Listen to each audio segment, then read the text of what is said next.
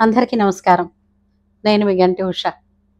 నిన్నన పద్య సంపద మనందరిది అని ఆ పద్యము దాని యొక్క భావాన్ని 3 నిమిషాలే అయినప్పటికీ కూడా మన పిల్లల కోసం, మన తర్వాతి తరాల కోసం, మన తెలుగు సాహిత్యంలో ఎంతోమంది మహానుభావులు, మహాత్ములు, కవులు, రచయితలు వాళ్ళ జీవిత సారాంశాన్నంతటినీ కూడా రంగరించి పుస్తకాలలో పద్య రూపంలో, కవితల రూపంలో, కథానికల రూపంలో మనకు అందించారు.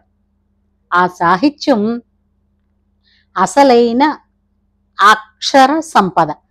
అక్షర అంటే క్షరము కానిది, నాశనము లేని సంపద. ఈ సంపదని మన పిల్లలకి, మన భవిష్యత్ తరాలకి ఇవ్వడం కోసమని ప్రత్యేకించి ఈ ఛానల్ పెట్టుకున్నాను.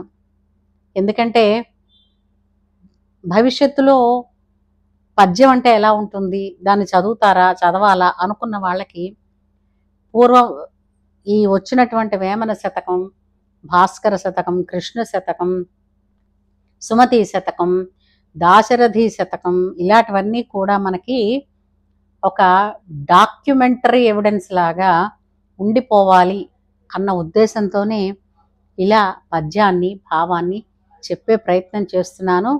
ఇందుకోసం అందరూ కూడా స్పందించి సబ్స్క్రైబ్ చేసుకుంటున్నందుకు చాలా చాలా ధన్యవాదాలండి.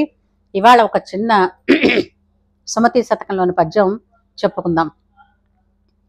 అక్కరకు రాని చుట్టము మ్రొక్కిన వరమీని వేల్పు, మోహరమున తానెక్కిన పారని గుర్రము గ్రక్కున విడువంగవలయు గదరా సుమతి. అంటే ఎంత చక్కటి జీవిత సూక్తి, సారాంశం, పాఠం చెప్పారో చూడండి.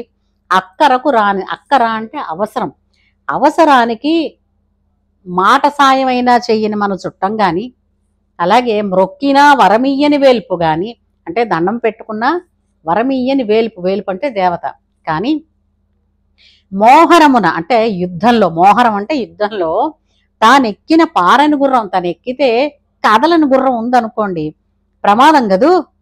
పారని గుర్రము వీటినట గ్రక్కున విడువంగ వలయో గదరా సుమతి. ఎలాంటి వాటిని ఇమ్మీడియట్గా విడిచిపెట్టాలి. ఎందుకంటే యుద్ధరంగంలో ఉన్నప్పుడు తనకి నచ్చినట్టు ఆ గుర్రం గనక నడవకపోతే ఇరు పక్షాల నుంచి వచ్చేటటువంటి ఈటెల పోట్లు తిని చచ్చిపోవలసి వస్తుంది, ప్రాణం పోగొట్టుకునే పరిస్థితి వస్తుంది. కాబట్టి ఇలాంటి వాటిని వెంటనే విడిచిపెట్టాలి అని సుమతి ఈ పాఠంలో చెప్పారు. చూసారా ఈ పద్యం ఎంత బాగుందో? మీ పిల్లలకి నేర్పించండి.